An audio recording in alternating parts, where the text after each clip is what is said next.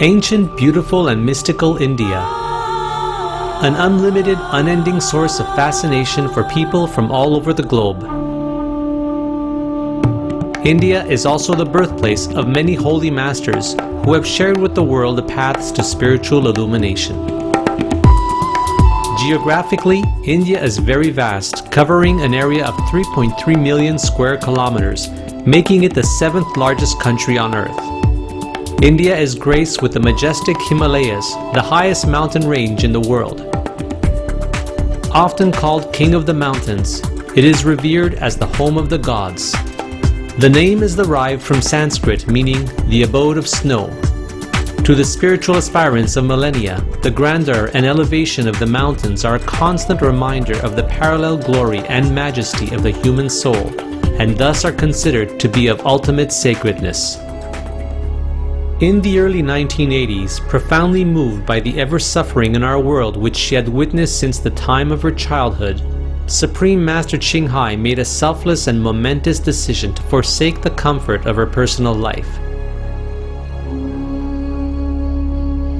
Supreme Master Ching Hai's earnest quest for truth and enlightenment for the benefit of all beings culminated in her courageous journey in various parts of India and eventually the divine Himalayas. We now invite you to listen to Supreme Master Ching Hai's lecture entitled Master's Pilgrimage to the Himalayas, given on July 7, 1997, during a gathering with our association members in Los Angeles, California, USA. Supreme Master Ching Hai's lectures are not a complete meditation instruction. Please do not try alone. For free of charge guidance, please visit www.godsdirectcontact.org or contact any of our centers near you. When I started my journey, I took a lot of things. I would need that, I would need this umbrella, 3-4 spoon, 2 chopsticks for different size, and 2 cups and 2 dishes and all stainless steel, and all that. And books even, and maps, and binoculars and glasses and everything. Wow, complete, like a real explorer. Yeah. But every step I go, I have to drop one thing. Wow, you had no idea how heavy the sleeping bag even can become. When it's damp, and raining a little, snowing a little, and the sleeping bag just suck in all this. And it's become heavier and heavier, and my feet also became heavier because it's a sports shoe that I wear. I have not been in Himalaya before. I thought sports shoe would do. But sports shoe, all the water came inside. And the snow also sneak in because it's warmer there, And I take refuge in my shoes. And then after I walk for many miles, the feet became very big and heavy as well, and you walk like this.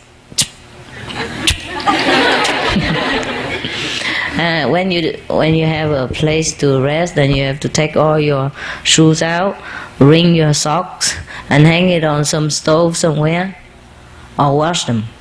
And then wear them again next morning.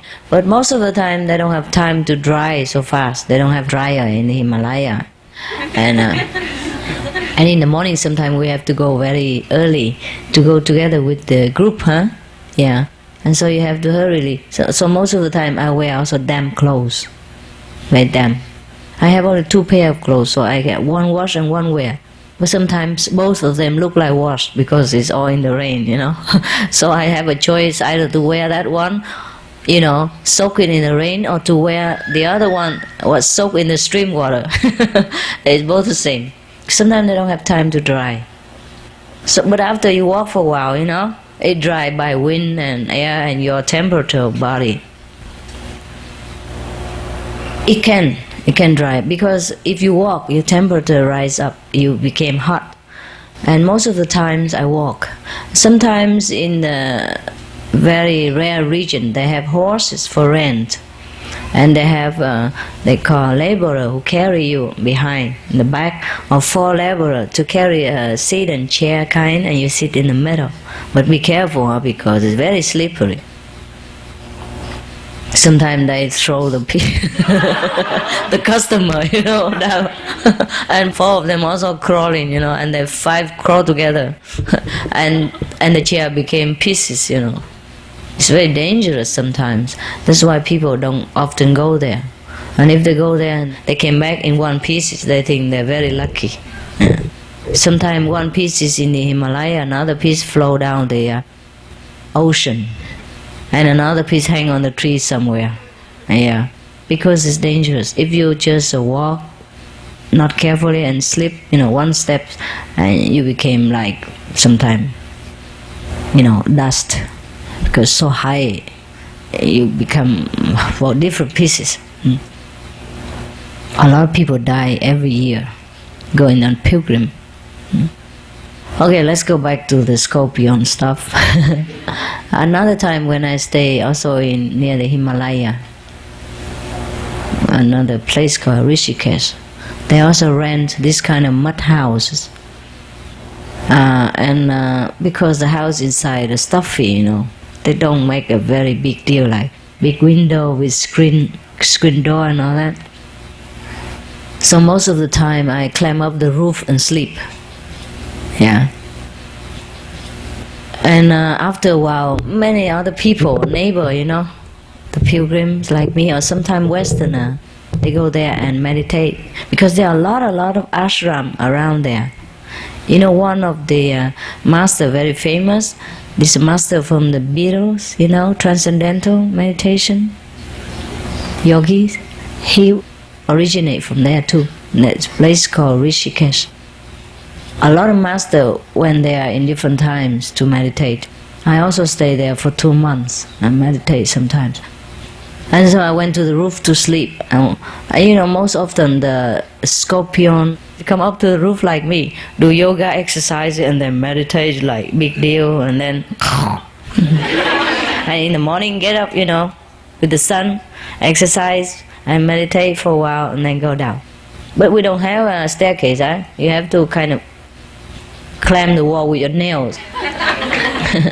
Because the wall is mud anyhow, and there's some hole in there. You just put your toe in there, or you put your finger in there, and then you just find your way up. It's okay. I always found my way up. Okay, now let's go to stuff. Did I tell you about my ex-husband when he went there and meet me? Oh, really? Okay, hang on. Don't be too excited and make trouble for me. I forget. Okay, at that time when I was in that place called Rishikesh, did I tell you the neighbor was beaten black and blue? No, okay, next to me. Okay, let's go fast because it's painful. Oh, she was beaten, so swollen everywhere. And I had to go to the hospital. It was so poisonous. But they didn't bite me. But I found one, next to my pillow. In the morning, he just lay there like dead.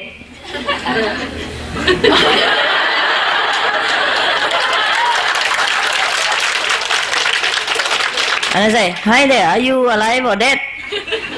And he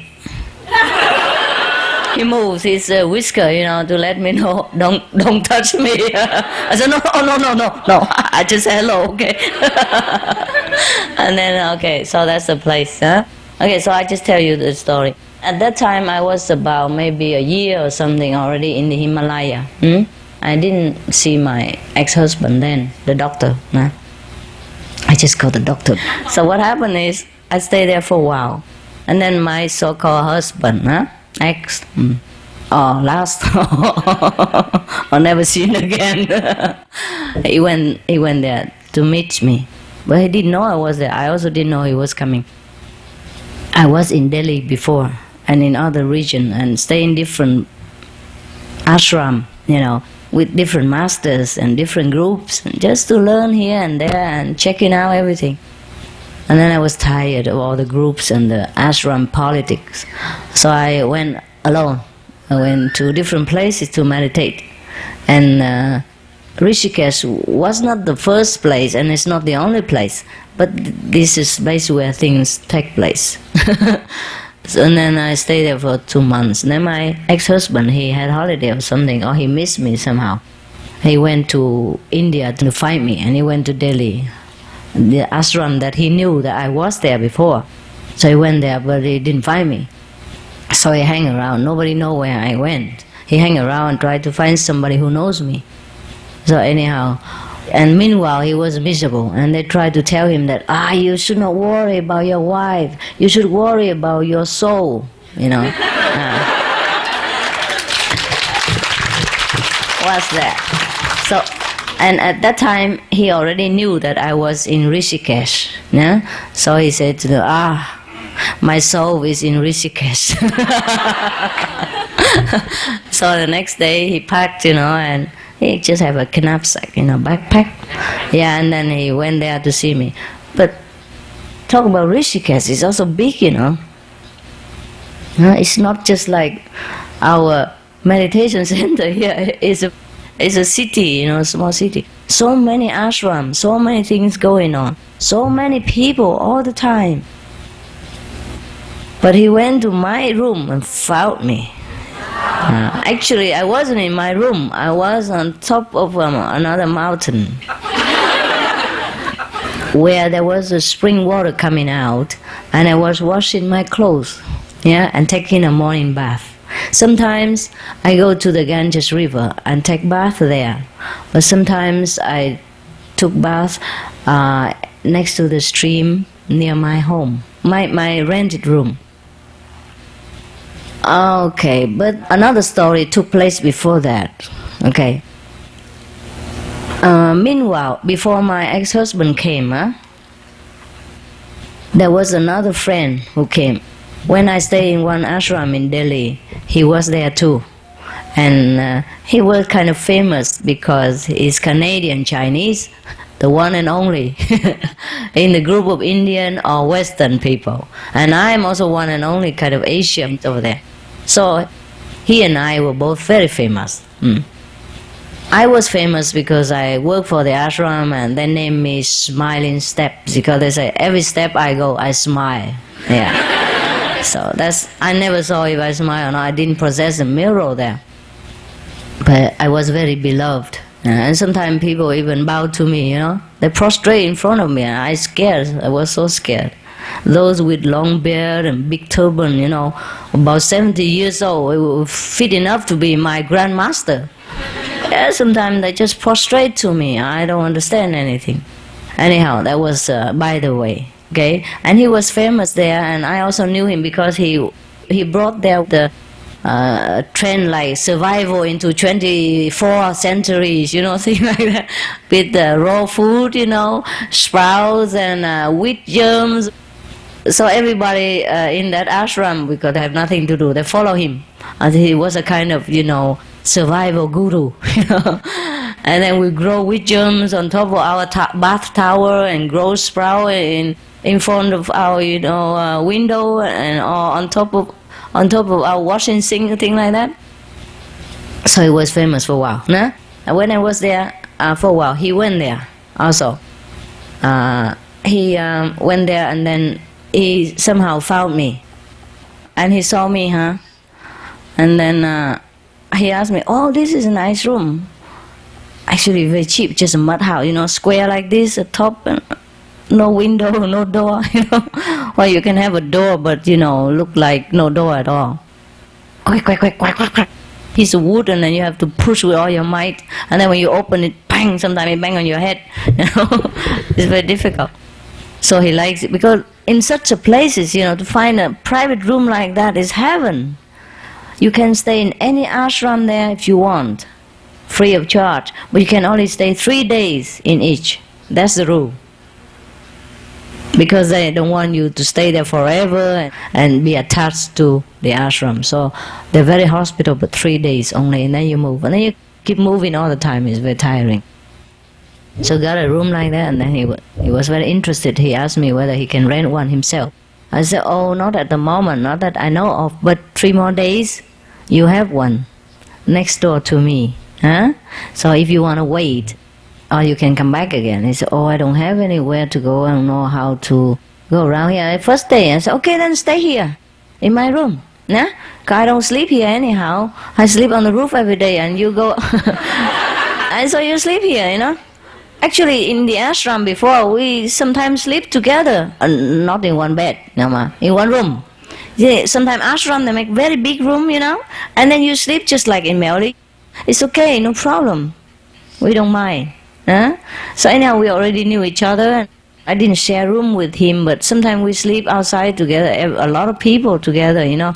Or we went away with the teacher. Then we just have to sleep anywhere that there is a corner to lay your head on. Or sometimes you cannot. Like sometimes 6 months on stretch, I have to sit. I don't have a place to even lay down. So I have a chair, like folding chair like you, like on the beach chair, I take it with me. And one of a small suitcase. So in the evening, I just open it and sit on the chair and put my leg on my suitcase.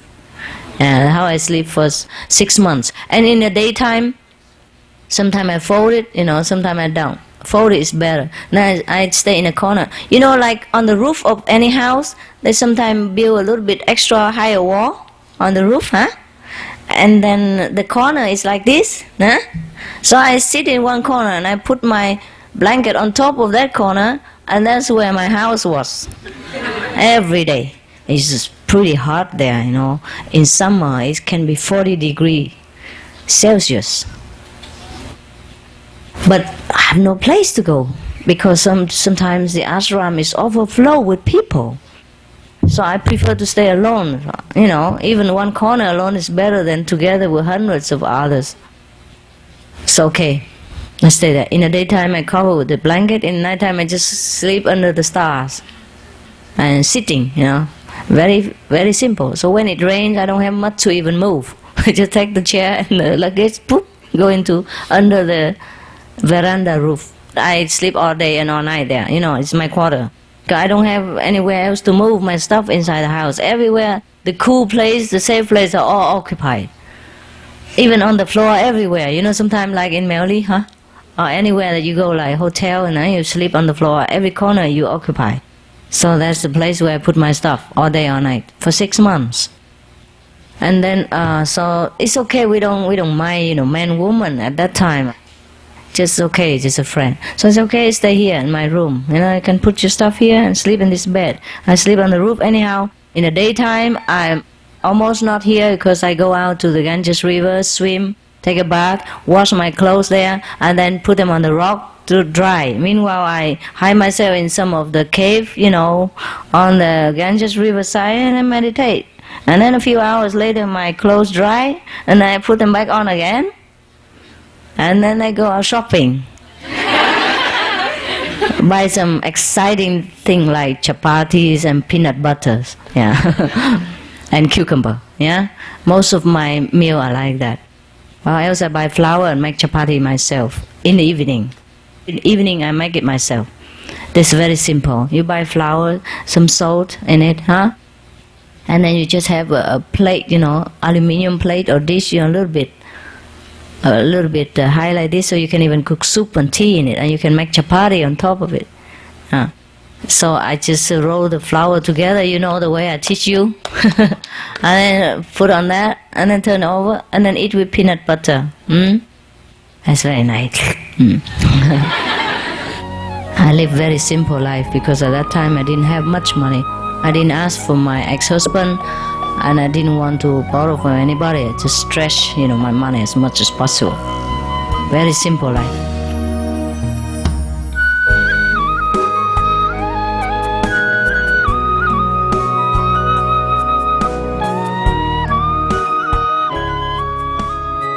Blessed viewers, thank you for your company for today's episode of Between Master and Disciples.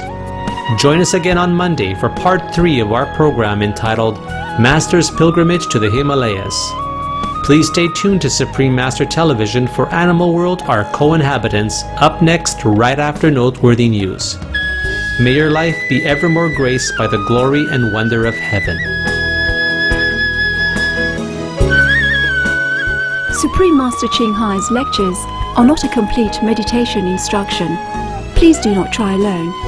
For free of charge guidance, please visit www.godsdirectcontact.org or contact any of our centers near you.